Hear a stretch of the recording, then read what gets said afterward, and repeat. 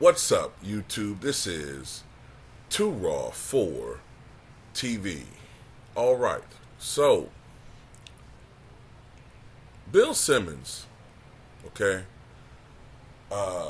has been one of the most vocal Nikola Jokic supporters this year, other than J.J. Redick. And at the end of the day, it's his prerogative who he want to support for MVP. He has a right to support what player he thinks should win the MVP. But my issue with him is his inconsistencies. And shout out to Victor Lyons, because we had a conversation about this, talking about the MVP thing with Bill Simmons and some of his glaring contradictions. Number one,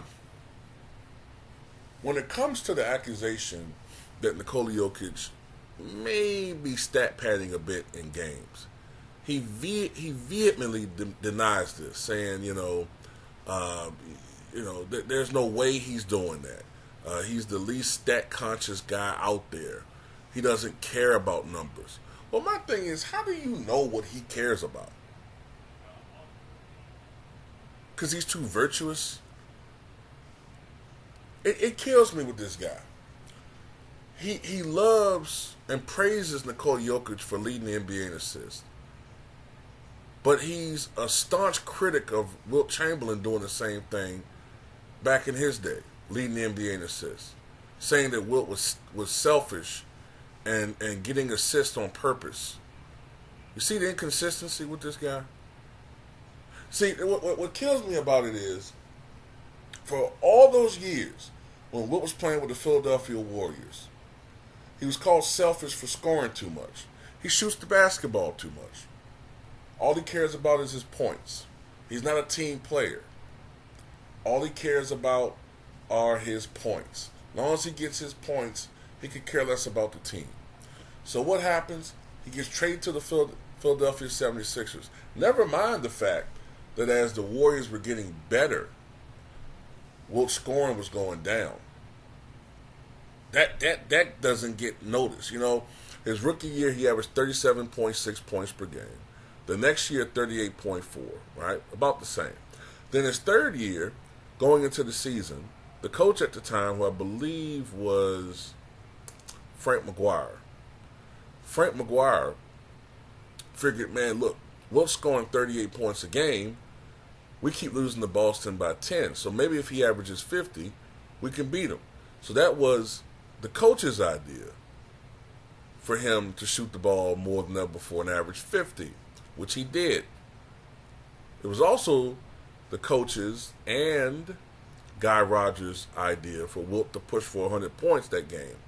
But the Wilt haters will let you think and lead you to believe that it was Wilt that did it because he's just this selfish guy. But anyway, after the 50.4 points per game season, his average dropped a bit, 62-63 to 44.8. And then 64-65, it dropped to 36.9. And then the next year, 34.7. And then his last year with the Warriors, by that time they were in San Francisco, he averaged 33.5. Then his first year in Philadelphia with the Sixers, I think his average dropped down to 24. I think his shot attempts went down by half. Something like that, from 26 shots a game to 14. But then people still criticize him. Oh, well, he's padding his assist numbers. Oh, he's trying to get all these stat-filling numbers. Can't have both ways, Bill. You can't have Nikola Jokic, staying in games, getting triple-doubles, and you say, oh, well, he doesn't recognize that he has 9 assists. Even though the other night against the Bulls, I distinctly saw him give up what were better shot attempts for him and passing it to other players to get those last 2 assists. And then another thing that Bill Simmons says that doesn't make any sense is when he tries to crap on the quality of Wilt's competition. He says that there was nothing but a bunch of unathletic white guys on the team, right? Compared to the 90s and 2000s and blah, blah, blah, blah, blah, right? But what team did he say is the greatest of all time? Still to this day, the greatest team he ever saw. The 86 Celtics. And last I saw, the 86 Celtics had Robert Parrish, who was black, but Kevin McHale. Matter of fact, let's go through the roster right quick. Let's go to the 86 Celtics.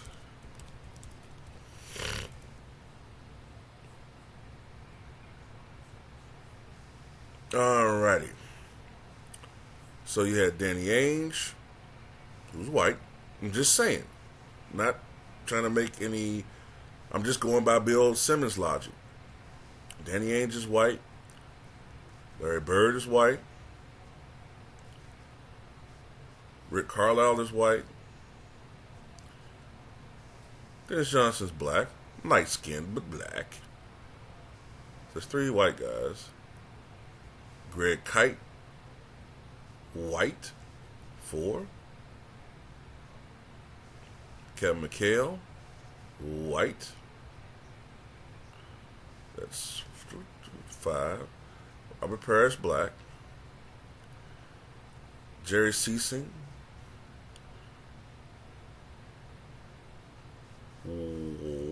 white. Bill Walton, white. Right? Scott Wedman, white.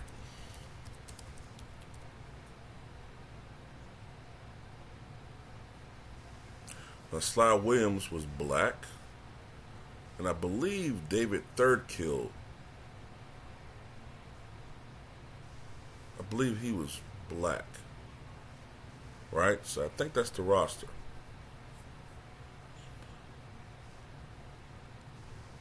And Sam Vincent was black.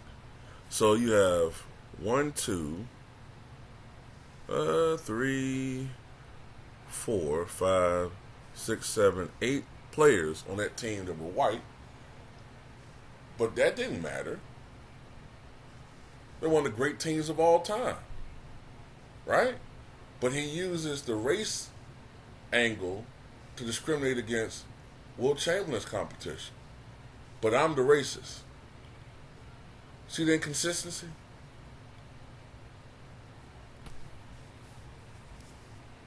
So anyway, that's the problem I have with Bill Simmons. You can't say that Wilt played against a bunch of white guys or whatever, but then your favorite team, the greatest team ever in your mind, the majority of players in that team were white. So let's just do this. Let's go to the Knicks from 1973, right? One of the probably the greatest Knicks team ever. They were the last team to win a championship, and I believe they won 60 games. No, they won 57 games that year. 57, all right? So, let's look. Dick Barnett, black. Henry Bibby, black. Right? Let's see. Bill Bradley, white. DeBusschere, white. Walt Frazier, black. John Gianelli, white. Phil Jackson, white. Jerry Lucas, white. Dean Meminger, I think he was white.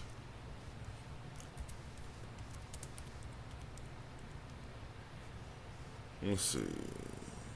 No, he was black. Wrong as hell. Okay. So I'm just making a point here. Earl Monroe, black. Luther Ratcliffe, black. Willis Reed, black. Tom Riker.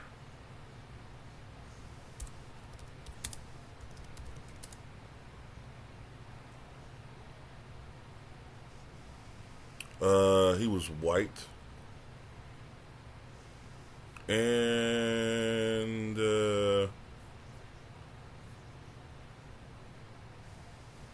Hawthorne Wingo, black. So a larger percentage of this team was black. And this was 13 years before the 86 Celtics. Great team. Doesn't matter. So I'm trying to figure out, how was Wilt going up against all these white guys when by 1970, almost 60% of the NBA already was black. 1960, 39% of the NBA, almost 40% were black. See, this is the lie they tell. See, people tend to think of the NBA, the 40s, early, mid-50s, when the majority of players was white. But there was a great change in the NBA after the shot clock was instituted. The game was sped up. The players were better, more skilled. It was a faster-paced game. So those guys who were playing in the 40s and 50s, I don't know if they could hang in the 50s. You had to be a better athlete. And, once Bill Russell broke down that barrier of being a black superstar, along with, Elgin Baylor and, Wilt Chamberlain,